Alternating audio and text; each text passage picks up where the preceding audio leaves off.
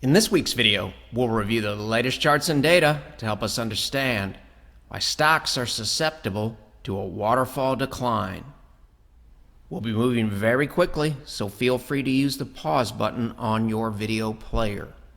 Tweet on the left side of the screen, dated September 27th, does an excellent job summing up this year. NASDAQ total return year-to-date at that time, a loss of 30%. Long maturity U.S. Treasury bonds, typically very, very safe, a loss of 30%. As we head into October, it's good to know that many bear markets conclude in October. This chart was on Seth's Twitter feed. Here's the handle. It shows major bear markets going back to 1956. So for example, in 2007, the market lost 57% in the bear market, but on the other side, gained 400%. It's very, very difficult sometimes, and it may be very, very difficult over the coming weeks to think about the other side. The bar graph just reinforces the concept that maximum flexibility is required even when it feels like there is no possible way the stock market will ever go up again. S&P 500 quarterly going back to 1992. Very, very rare to see a quarterly candle like this. This is an inverted hammer. Really, the only one on the screen here that looks similar is this point here in 2008.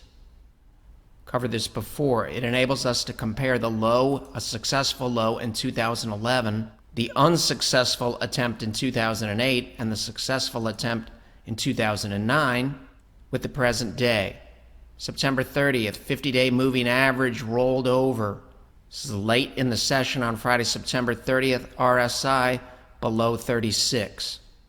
The NASDAQ finally closed below its June low, but it's extremely important to keep in mind this is still a retest, and the outcome is to be determined. The message here is relatively simple. Extremely oversold markets, extremely oversold markets, extremely oversold markets can continue to fall. 2008-2009 case, a divergence here at the final low. We just made a lower low. NASDAQ stocks greater than their 20-day exponential moving average looks incredibly oversold. However, we could have said the same thing here in October of 2008. This chart tells us to keep an open mind about an imminent reversal. It tells us to keep an open mind about a waterfall decline. If you pause your video player here, yes, we're oversold in the present day, but history says we can become even more oversold. Retest here, this turns up. This is the dot-com bust, the end of it. Financial crisis turns up near the end. This is what it looked like on Thursday. Another chart that tells us we should be highly flexible relative to what could happen next. Only hit this line a handful of times going back to 2002, and in several of the cases there was still more pain ahead. We've hit this horizontal line twice in 2022. The only other time that we did something similar was 2008. Very similar concepts. It's been bad. History says it can get even worse. That's not a prediction. It just helps us keep an open mind about a wide range of outcomes. As we got closer to this major low in the financial crisis, higher low, we just made a lower low. Many of the charts that we just covered said it looks like a major low, and it also looks like something like this could happen. This is how we handle it. We've covered many of these concepts in the past, so we'll be moving quickly. 50-day moving average is shown in isolation. This is the 12th of September. This is the 29th. The longer a market goes sideways, the bigger the move you can expect to get if you get a bullish breakout or bearish breakdown. The longer we stay below, the more meaningful it becomes. Pause your video player here. This hugging look is really not a good sign from a probability perspective. You can see we tried to recapture the center line and then failed. Now we're down around the lower Bollinger Band. Somewhat similar, somewhat similar. All things being equal, you would prefer not to have comparisons to the COVID plunge, but this does look somewhat similar. I've covered this many, many times. Still falling. This chart's dated September 30th, 2:26 p.m. Eastern Time. Bitcoin telling us to keep an open mind about the retest in the major markets passing. And yes, it is possible for a retest to include a lower closing low. Volume by price over here still have concerns about air pockets. If we moved quickly in this direction, it's possible to move quickly in this direction. Not a forecast in any shape, form, or fashion, still near potential support. Similar concepts here relative to possible support. This is during the day on September 30th. We closed below this level here. It's really not what we want to see here. This look here, and really momentum rolling over below zero. Still close to the 200-week moving average. Longer below, the more relevant it becomes. Close below this level, but this is still in play over here. Major low in 2003, major low in 2009, major COVID low, same line today. If you want to keep an open mind about better than expected outcomes, possible support here, another key area here. Would probably add this to the concerning list.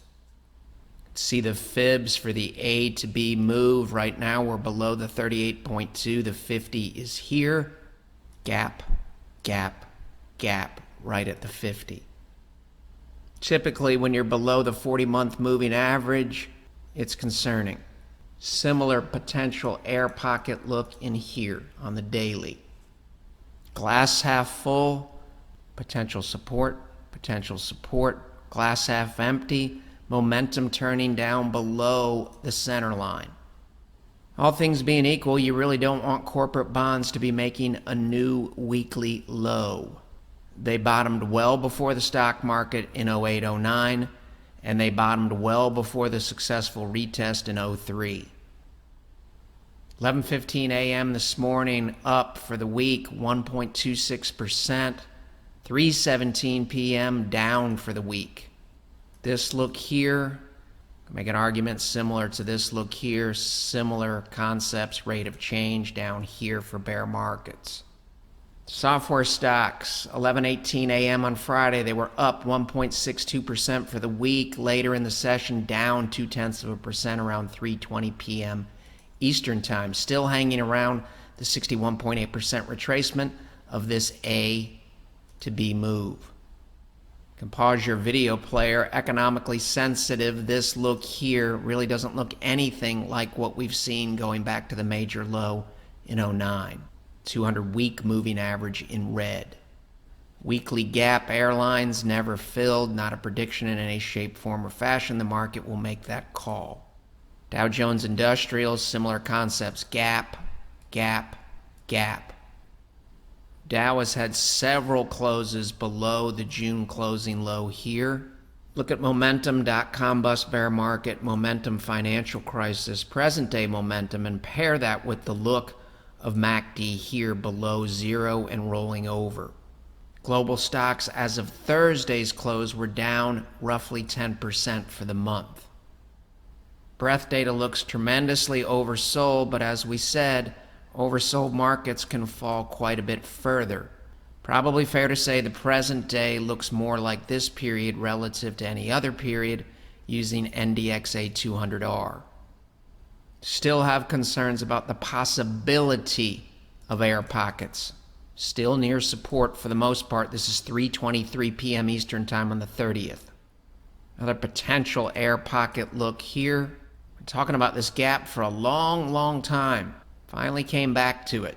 Reference point here, reference point here.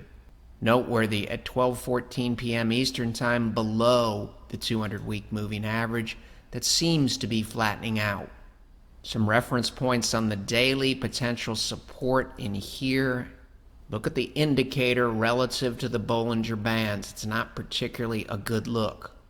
If you can move quickly in this direction, it's possible that you can move rapidly in this direction. Possible. Mega caps, new closing low, 50-day moving average, not a good look. If you can move rapidly in this direction, still above this level for now. very broad S&P 1500 index, new intraday low and new closing low relative to the June low. This is still a form of a retest. The longer it stays below, the more meaningful it becomes. Here's your 50-day. Possible support, we're below it.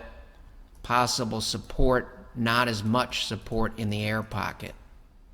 Mentioned a few weeks ago that this tight look here was not a good look, and this is still not a good look with these three moving averages here. These are converging trend looks. It's 3:29 p.m. on Friday, below the June levels on the S&P 50-day.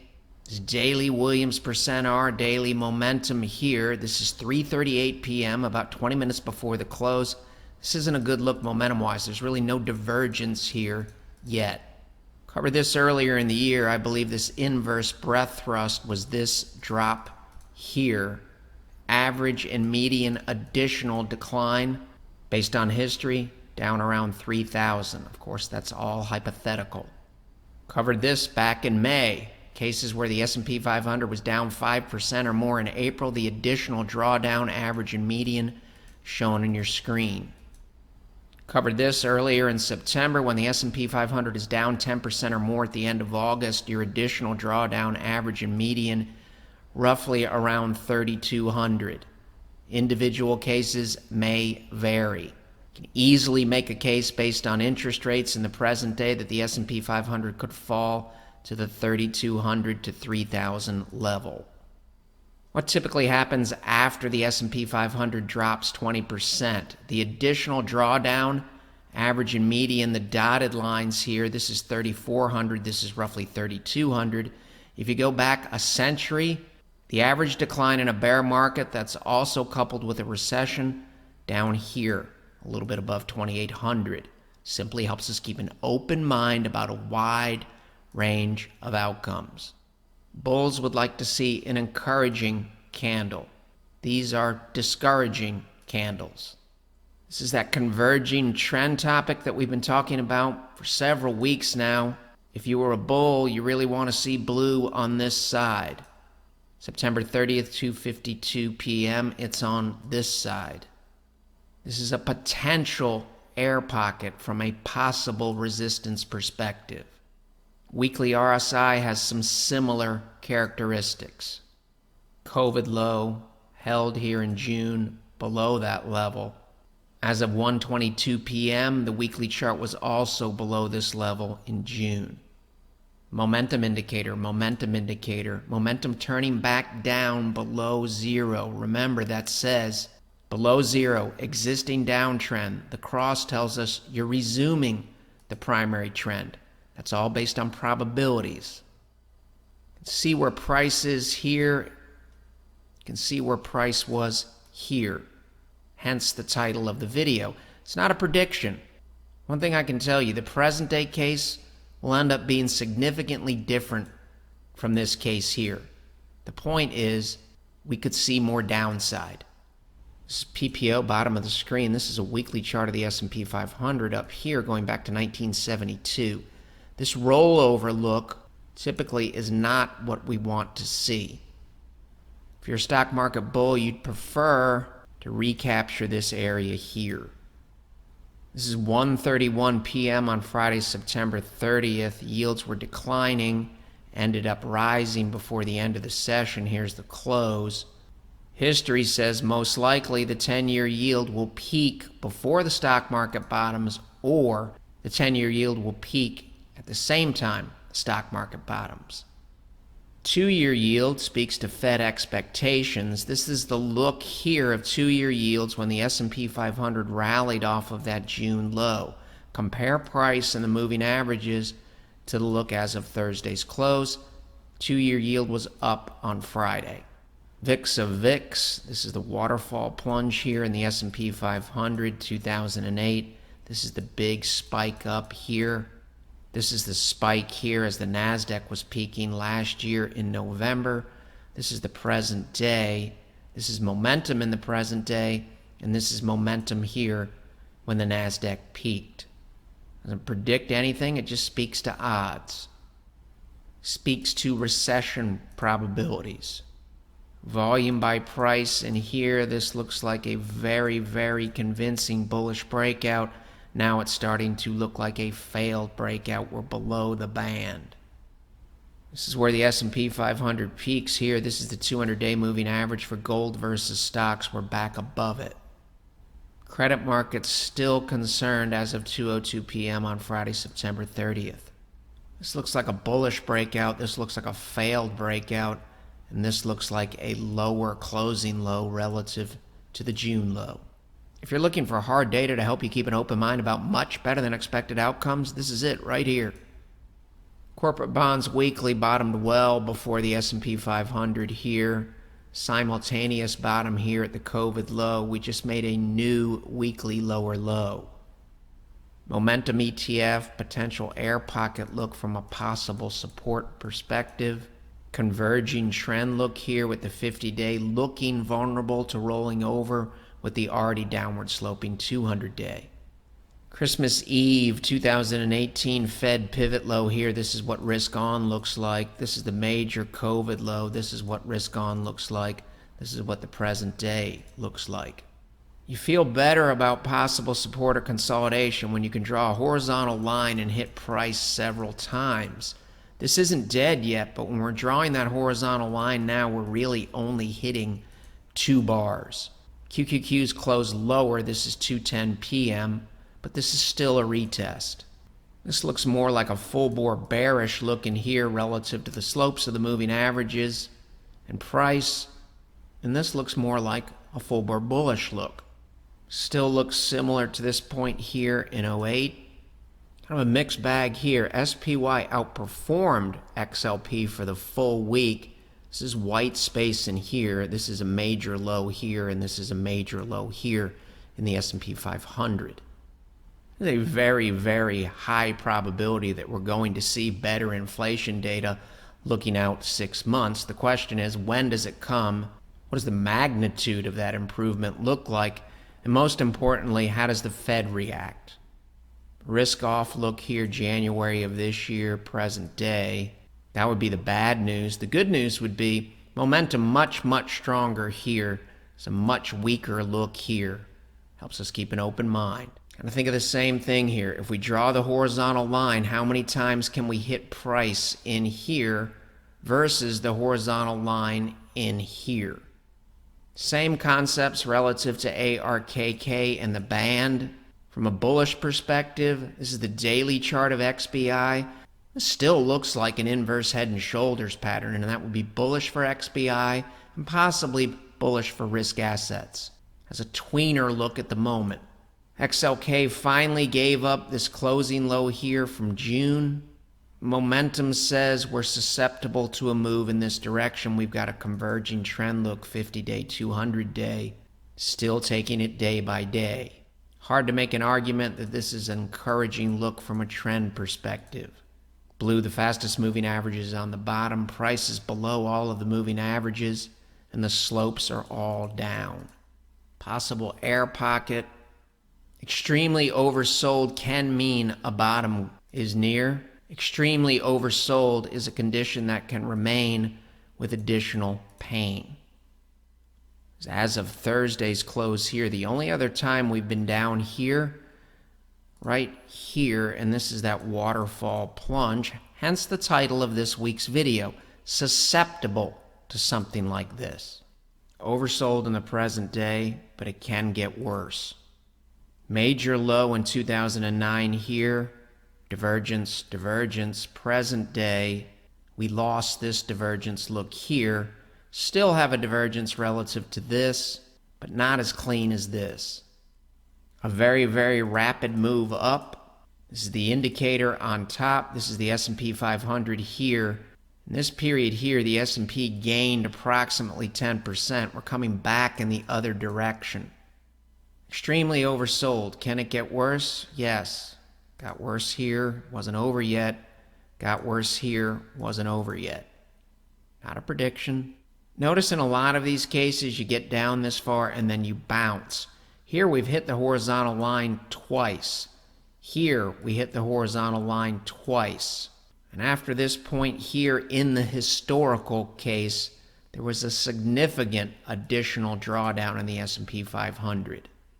Way oversold here. It's not over yet. This is October of '08. It doesn't end until March of '09. Potential support in the present day, that band is roughly 10.8 to 11.4. If the band starts above 10.8, we're below 10.8 at the moment. The longer it stays below, the more relevant it becomes. Similar circumstances. So this is your major volume by price on the way up. It sits between 32.50 and let's call it 33.75-ish. A lot of white space here. We're extended from the moving average. A lot of white space here. We're extended from the moving average. Not really the case here. This is a little bit different. Make an argument this could be similar to this. This was very, very encouraging. Not so much now. You can pause your video player here. Here's a seismograph look in here. I think you can make an argument this is a similar seismograph look. I think you can make an argument that this looks different from this, and this. The longer it remains below, the more concerning it becomes. Very, very painful, it got worse. Very, very painful, it got worse. Very, very painful, things improved rapidly when the Fed pivoted. Things improved rapidly when the Fed started unlimited QE. S&P 500 divided by tech, you can make an argument you've got a left shoulder, a big head, and a right shoulder. If that's the case, you're still below the hypothetical neckline. Momentum here, not particularly encouraging in Q4 of last year. Right now, this isn't very encouraging. Potential support in this area here, including gaps. Let's get those pause buttons ready. Relevant topic, also noteworthy. Through this point of the year, major bond indexes have never suffered bigger losses. It's been a very, very difficult year. Remember all those charts where we showed the oversold readings and said it can get worse? The same thing applies to sentiment. Sometimes bearish sentiment is accurate for a time. There were periods during 2008, 2009 where that was the case and stocks got hammered. So like the oversold readings on the breadth data, this helps us keep an open mind about a wide range of outcomes, including an imminent low and a hard and sharp reversal, and additional 2008-like pain. Took out all of these levels this week. Fed's still reading from the lessons of the 1970s script. You can read about that here. From a valuation perspective, you can make an argument the S&P 500 could fall to 3378. Currently, and we know all of this is subject to change, the market does believe that the Fed is going to hold rates higher for a longer period of time. These are the odds all the way out to December of 2023. Most likely the Fed is going to stick to this script until they have hard data in hand telling them inflation has improved, and most likely that will be coming sometime in the next 6 months. There's a big difference between interest rate policy and intervening in markets. It is possible at some point the Fed will intervene in the market, similar to the Bank of England, but they won't formally change their interest rate policy. Those are important distinctions. We're talking for a long, long time about these type of periods where eventually something breaks. Speaks to the concept of forced selling and market intervention. It's very, very possible something similar could happen in the U.S. Some key takeaways. From the September 9th video, this was pre-CPI. Pretty fair to say we're down here. All of this still applies, especially if things get very, very difficult in the coming weeks. It's quite possible that the market is entering the final phase of this bear market. The bulls really didn't get what they want here. They really didn't get what they wanted today. They'll be hoping to see something better on October 13th, and this still applies. But it has to be extremely weak economic data, and more likely it will be extremely weak markets. The trend convergence that we've been talking about for several weeks is still a concern. The levels from September 16th still relevant. Things do not look good today. That doesn't say they can't improve in short order. Maximum flexibility. Very, very important in the weeks ahead, most likely. From a psychological perspective, it would be very, very easy to throw the market retesting the June low scenario off the table. It is a lower probability event.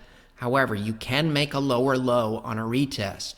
Susceptible to a waterfall decline is significantly different from a prediction. What's press conference risk? It's exactly what happened with the Bank of England this week. This applies to a wide range of topics and eventually may apply to the U.S. market. A Fed pivot typically speaks to interest rate policy. Market intervention is different. When markets are not functioning properly, the Fed can step in to try to calm things down. At the moment, the higher probability is most likely that markets in some way will force the Fed to pivot. It really just depends how far they fall and how fast that happens. Not a prediction, odds. If we're going into the final phase of the bear market, it could get very, very, very volatile in both directions. It's important to remain cool, calm, and collected. Starting to see some of this. We've been talking about it for quite some time. It's extremely important not to get stuck on the 2008 story and not to get stuck on any particular downside target. Because we all know the only way any of this works is if we head into next week and every week with that flexible, unbiased, and open mind. The material in this video has no regard to the specific investment objectives, financial situation, or particular needs of any viewer. This video is presented solely for informational purposes and is not to be construed as a solicitation or an offer to buy or sell any securities or any related financial instruments, nor should any of its content be taken as investment advice. Any opinions expressed in this video are subject to change without notice, and Shivako Capital Management, LLC, or CCM, is not under any obligation to update or keep current the information contained herein. CCM and its respective officers and associates or clients may have an interest in the securities or derivatives of any entities referred to in this material. CCM accepts no liability whatsoever for any loss or damage of any kind arising out of the use of all or any part of this material. We recommend that you consult with a licensed and qualified professional before making any investment decision.